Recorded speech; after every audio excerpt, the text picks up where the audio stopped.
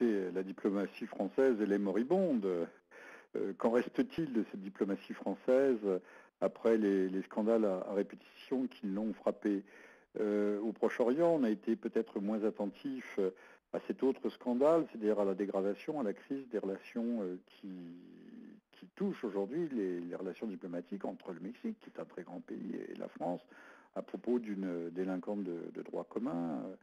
Madame Cassez, mademoiselle Cassez, qui a été convaincue et condamnée d'ailleurs de participation et de complicité dans l'enlèvement. Donc Madame Alliot-Marie a échoué sur toute la ligne. Peut-être est-elle une femme intelligente et cultivée, c'est ce que d'aucuns disent, mais en tout cas cela n'apparaît pas dans la conduite des affaires. Peut-être il y a, pour parler franglais, une erreur de casting, une erreur grave. Alors maintenant, M. Sarkozy veut corriger le tir.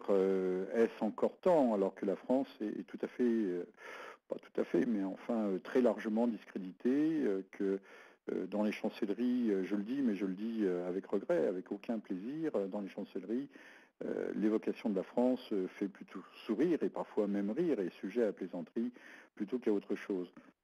Alors je me suis demandé moi-même en voyant ce remaniement, qui peut être un remaniement de la dernière chance, qui n'était pas prévu, et qui va s'efforcer de redresser un petit peu la barre en ayant pris aux affaires étrangères M. Juppé, qui a une certaine expérience de la chose, et qui avait préparé autrefois la tournée assez, je ne dirais pas triomphale, mais qui avait été une tournée à succès du président Chirac, que ce soit en Cisjordanie ou en Syrie, à une époque où il n'était pas encore question d'affaires Hariri. C'est M. Juppé qui avait renoué avec cette politique méditerranéenne de la France qui avait été délaissée. Donc c'était un tenant de la politique arabe dont on a fait litière, vous le savez comme moi, depuis déjà quelques années, avec une chasse aux sorcières au Quai d'Orsay.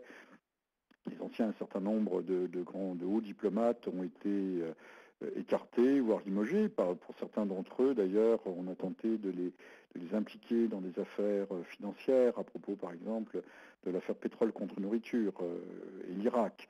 Donc, on a tout ce qu'il restait de gaulliste, tout ce qui restait d'autonome dans cette politique étrangère a été très largement écarté et banni depuis l'arrivée aux affaires de M. Sarkozy, mais aussi depuis 2003, puisque M. Chirac s'était attaché, et 2004, M. Chirac s'était attaché à se faire pardonner le refus de s'engager aux côtés des Américains dans l'affaire irakienne, dans la guerre d'Irak.